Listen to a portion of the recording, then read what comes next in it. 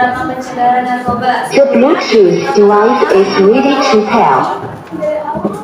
The Bluetooth device is connected successfully. Saya Mutiara sebagai penjual narkoba. Perkenalkan, nama saya Najwa sebagai pemasok untuk membeli narkoba. Perkenalkan, nama saya Ibrahim Santos sebagai polisi. Perkenalkan, nama saya Nabila Pramila sebagai Perkenalkan, nama saya Muhammad Firanto sebagai polisi. Perkenalkan, nama saya Stefan Mutula sebagai pemenang Nabila.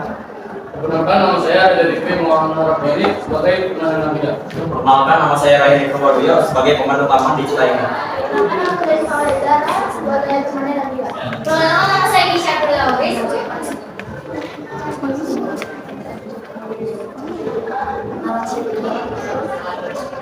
Perkenalkan, nama saya Clara Putriaryani sebagai narator. Jadi pada cerita kali ini ada seorang siswa yang bernama Rehan. Dia itu adalah sebagai tulang punggung keluarga. Dia juga harus bisa menafkahi keluarganya beserta dirinya sendiri. Karena dia stres dan pusing buat mikirin ekonominya, tiba-tiba ada seorang temannya untuk menghasut dia untuk menawarkan dia untuk meminum narkoba. Akhirnya dengan berbagai bujukan, ya akhirnya Rehan itu mau dan mereka menuju ke tempat narkoba tersebut. Dan ketika sudah mendapatkan narkoba, Rehan pun pulang dan dia sedikit bermasalah dengan adiknya karena adiknya tidak setuju bahwa Rehan itu meminum narkoba. Dan sejak itu Rehan menjadi seseorang yang happy, yang senang, nggak murung lagi.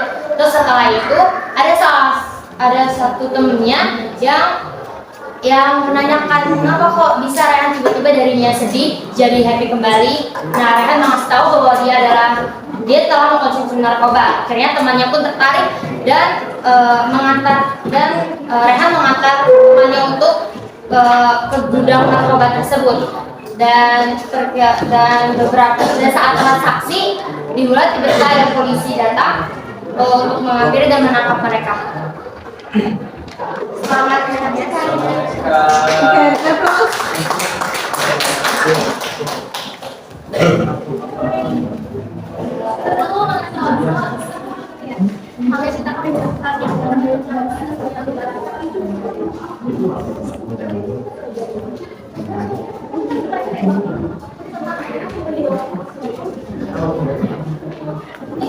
Masa kuliah adalah masa di mana seseorang memulai kembali dirinya yang lebih dewasa.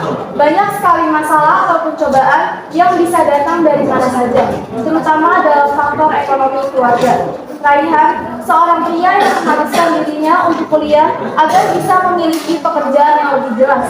Raihan juga seorang pria yang menjadi tulang punggung keluarganya.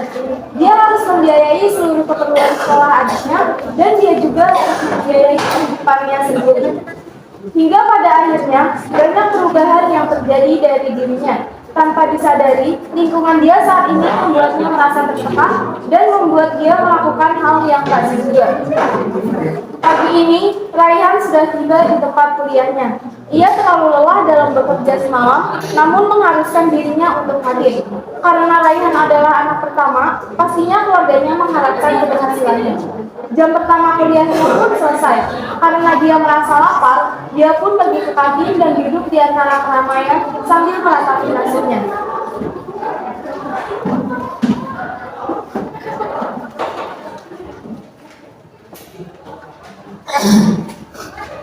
Tiba-tiba ada seseorang yang menghampiri Raihan.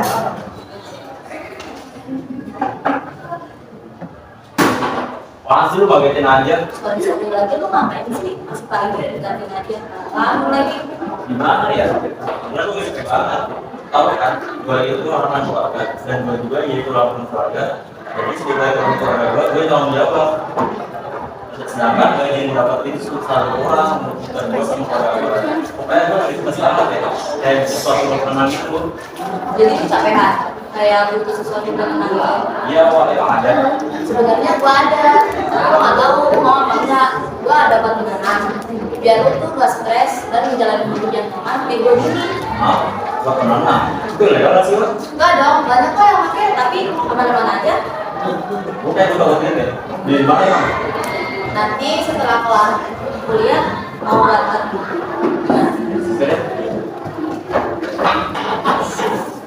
Emas pun berlalu. Ini sudah saatnya Raihan pulang ke rumah. Saat Raihan sedang berjalan melewati lorong-lorong kampus itu, ia berjalan dengan tatapan tidak baik-baik saja. Satu kata, lelah. Itulah isi pikirannya. Tanpa ia sadari, kini Najwa sudah ada di sampingnya, berjalan bersamanya. Raihan tampak kaget dengan keberadaan Najwa di sampingnya. Nah, udah, bisa nggak sih saya yang dagangannya berdua? Nah, maaf ya. Oh ya, kita jadi kan buat pergi. Pergi? Kemana? Kita kan mau beli obat penenang itu. Oh iya, gue lupa. Parah, yaudah itu bersih. Raihan hanya mengangguk. Setelah percakapan itu, ia hanya mengikuti Najwa. Ia juga tidak tahu akan dibawa kemana oleh temannya ini. Tibalah Najwa dan Raihan di tempat pembelian obat penenang tersebut. Namun Raihan terasa heran, mengapa tempat yang Najwa bukan sangat sepi. Dengan perasaan heran ini, ia pun berkata, Wah, sebenarnya maksud gue tempat yang jual kemana? Tapi kok malah sini? Di sini tempatnya udah lu tenang aja. Lagi juga keluar orangnya.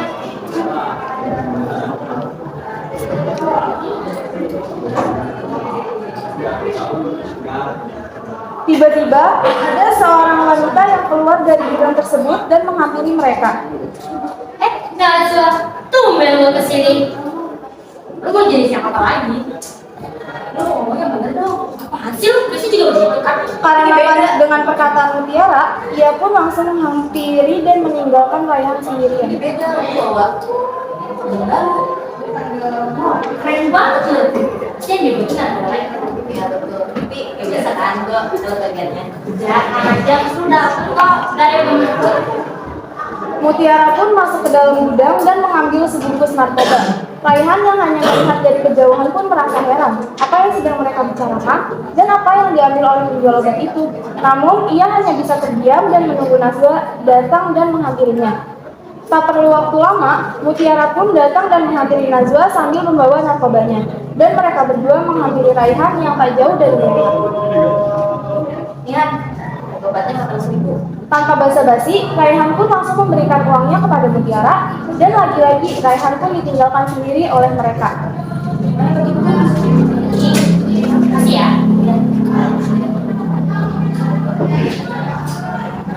Ya kan, kita pulang.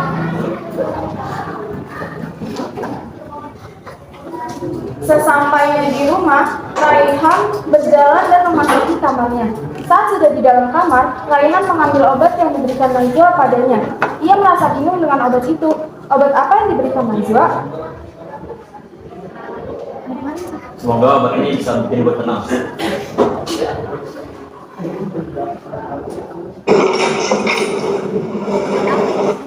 Obat apa yang abang maksud?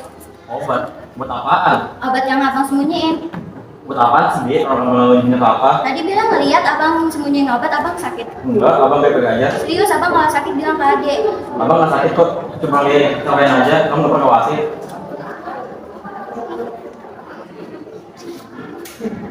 Bilang anak abang baik-baik aja dan nggak sembunyiin apa-apa dari Bila sayang abang. Setelah mengucapkan itu, Nabila keluar dari kamar Raihan dan menuju kamarnya untuk beristirahat. Keesokan harinya, Raihan bersiap untuk berangkat kuliah karena ada mata kuliah pagi. Sebelum pergi, Raihan tak lupa berpamitan pada adiknya yaitu Nabila. Raihan pun menuju kamar Nabila.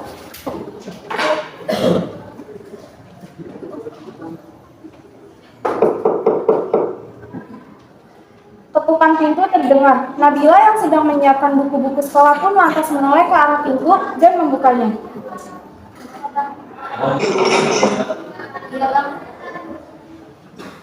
Setelah pamit pada adiknya, Raihan pun pergi dan meninggalkan Nabila. Nabila yang melihat abangnya pergi pun berinisiatif untuk mencari tahu tentang obat itu. Dan ia memasuki kamar abangnya untuk mengambil obat tersebut. Aku harus menemukan obat itu. Nah, kamu obat apa ini? Nabila mengambil beberapa obat itu dan membawa itu keluar. Lalu ia segera bersiap-siap untuk pergi ke sekolah. Sesampainya di sekolah, ia tidak langsung pergi ke kelas, namun ia memilih untuk pergi ke kantin karena ia ingin menemui teman-temannya.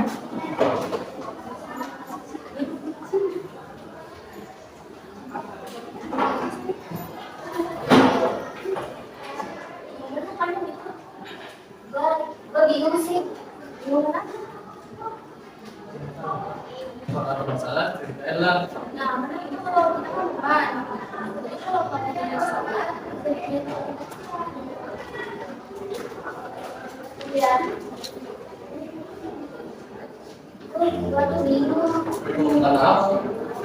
Abang gua dari ini merasa berbeda karena ada nggak beres, gue sedih gitu. Nah pas malam atau gue tuh punya obat tapi gue nggak tahu itu apa. Dan tadi pagi gue tuh dia masuk ke dalam obat gue. Nah dia obat itu. Nah itu gue tuh diracik aja. Ini buat serius. Kenapa ada saya obat ini?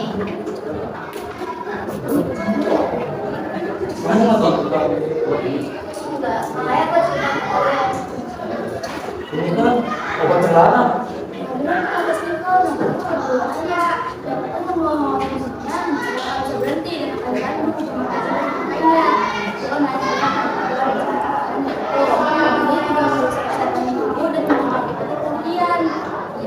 Iya betul, itu ada narkoba yang abang lu konsumsi.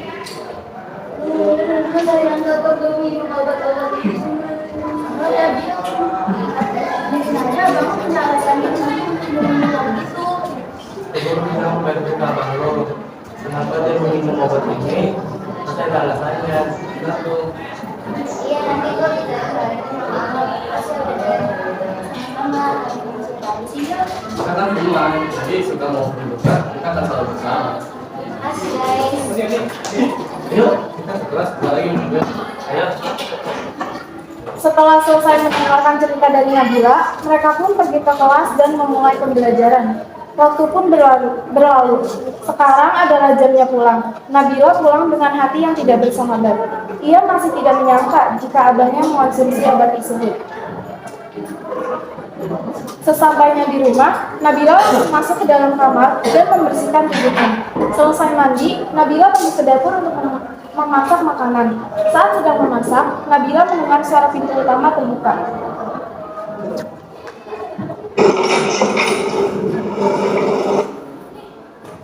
Dan terlihatlah abangnya yang baru saja pulang. Tapi Nabila bingung mengapa abangnya pulang dalam keadaan yang tidak baik-baik saja seperti orang mabuk. Tanpa basa-basi, Nabila menghampiri Raihan dan mematahnya untuk duduk di kursi.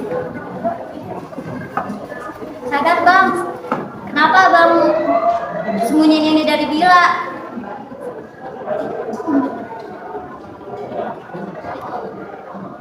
Apa? Suka. Lu mau tahu kenapa begini? Karena gue capek. Gue butuh obat ini sebagai penenang. Adanya obat ini bikin gue tenang. Gue capek kerja dari kuliah. Tapi abang pakai obat itu juga. Tapi gak pakai obat itu juga buat abang tenang. Dan abang tahu gak obat itu narkoba? Raihan yang sudah lelah dengan perdebatan itu pun memilih pergi dan meninggalkan Nabila sendiri. Bila gak suka abang kayak gini. Dan maaf dia selalu nyesain abang. Nabila memilih untuk ke kamar dan meninggalkan dapur.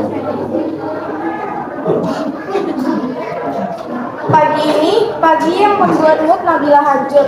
Nabila yang sudah siap untuk berangkat dan ingin menuju pintu utama, tapi saat sedang melewati meja makan, suara Raihan menghentikan langkahnya. Makan dulu sebelum pergi. Setelah mengucapkan itu, Nabila pergi dan meninggalkan Raihan. Raihan baru saja sampai di tempat kuliahnya, dan dia langsung menuju kelasnya dan berjalan ke tempat duduknya. Saat sedang duduk, teman kelasnya menghampirinya dan duduk di sampingnya.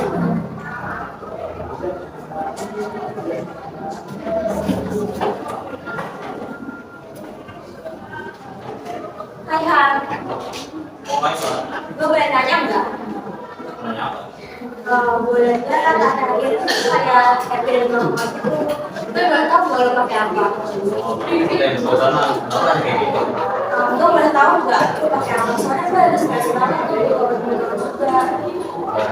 Terus bisa kayak gue. Iya, gue serius.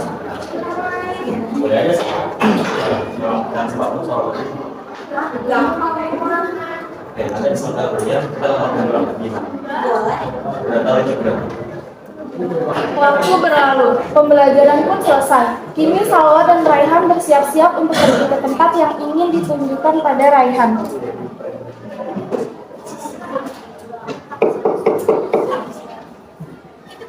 Tak perlu waktu lama, pintu pun terbuka dan terlihatlah wanita yang keluar dari gudang itu. Dan tumben loh, apa tuh Hafiz? Waktu masih ada, gue kesini Keren banget tuh baru sekali pakai bisa ngajak orang. Bentar ya, gua dulu obatnya. Salwa dan Raihan hanya mengangguk. Salwa melihat kanan dan kiri. Menurutnya, gudang ini lumayan besar dan banyak sekali barang-barang yang berharga. Di saat Salwa sedang sibuk melihat gudang tersebut, ada seseorang yang menutup pintu gudang itu. Raihan dan Salwa saling menatap. Mereka bingung, kira-kira siapa di luar sana. Mutiara yang mendengar suara ketukan itu langsung membuka pintunya.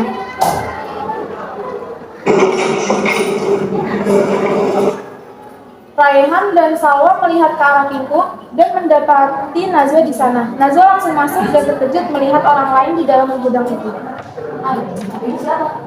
teman gue namanya Salwa. Salwa merespon dengan senyuman dan anggukan. Setelah melihat respon Salwa, Najwa pun langsung membuka obrolan.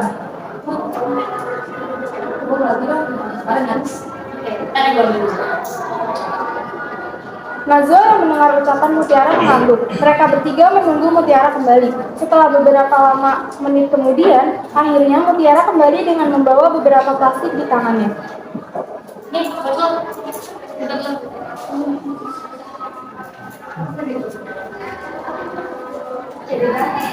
Jadi beras cukup aja.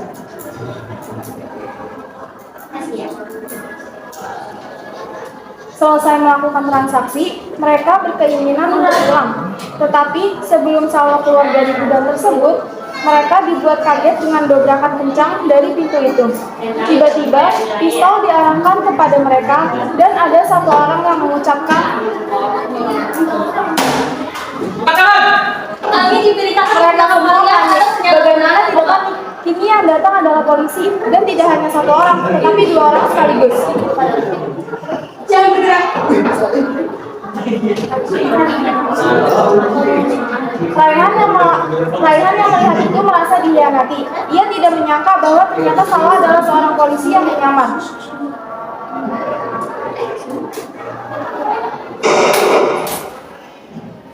Polisi yang mendapati Najwa menuntut Najwa berdekatan dengan komplotannya yang lain. Mereka bertiga sudah tertangkap, bahkan mereka tidak akan bisa melawan.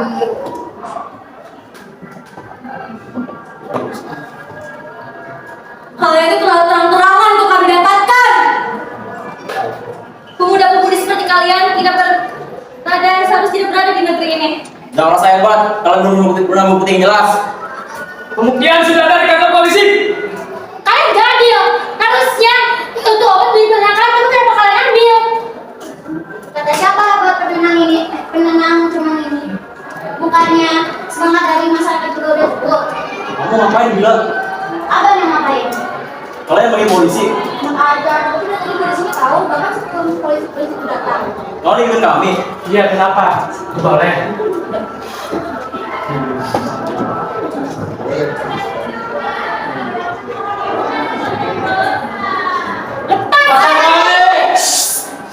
Kalian sudah kami tangkap Tidak akan kami lepaskan kembali. dan siaplah untuk hidup di dalam uji.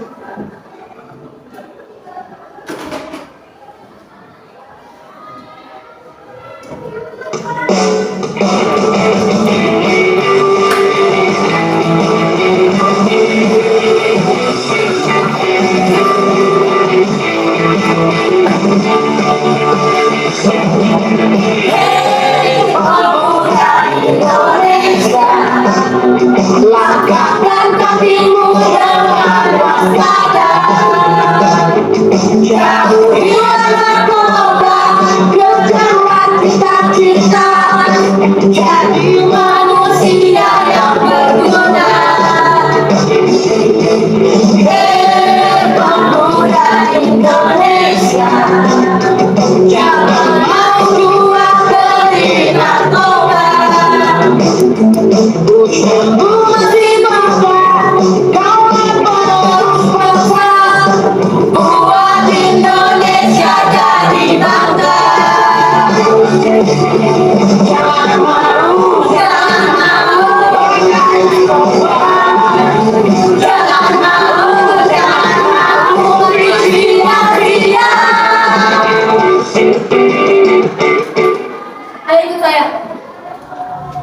Rifda dan Salwa pun membawa ketiga penjahat ke dalam mobil polisi. Restu dan Rifda pun mengucapkan terima kasih kepada Nabila dan teman-temannya karena telah membantu menyelesaikan penyelidikan kasus narkoba. Terima kasih ya kalian sudah membantu kami menyelidiki kasus ini. Kalian sudah sangat baik dan kalian sudah mau melakukan kejahatan mereka. Mereka pun pergi dari gudang tersebut menuju kantor polisi.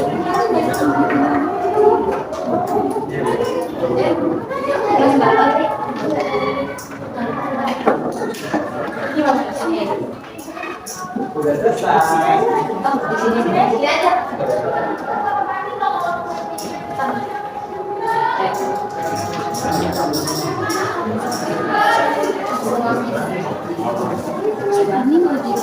Sampai ke polisi itu mereka nggak ada kan ya, nggak ada gampang banget tiba-tiba. Mari bangkit, jangan awan. Dengarkan cita-cita kalian, berubahlah mulai dari sekarang untuk memajukan nama bangsa.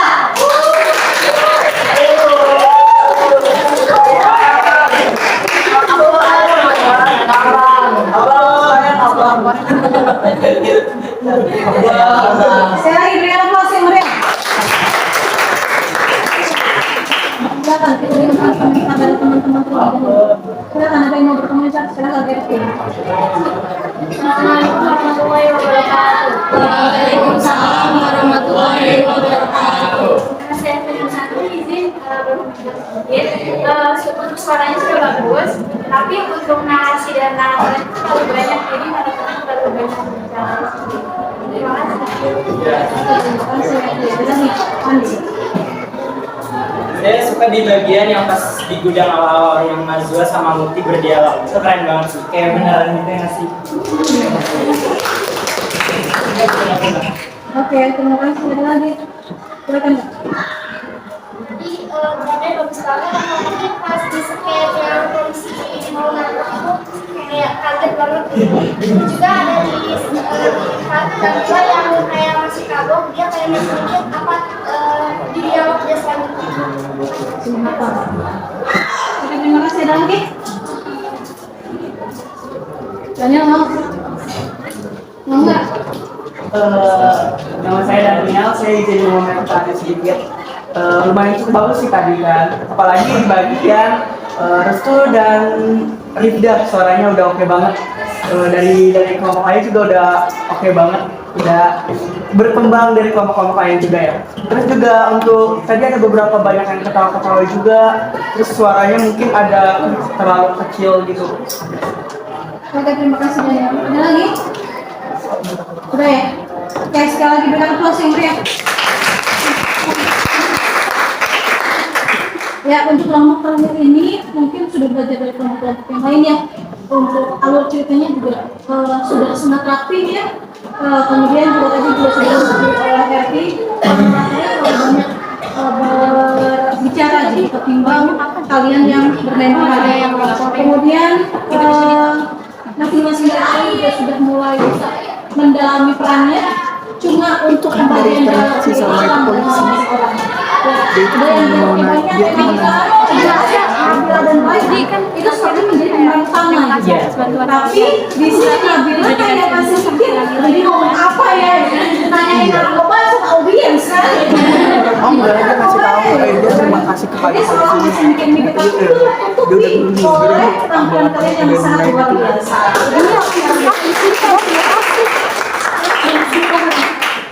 Ini silakan. Itu solusi dari apa ya? Kalau misalnya kita ada masalah, cerita aja, kita jangan kayak mereka sendiri. Kita tuh hidup di dunia itu nggak cuma sendirian doang.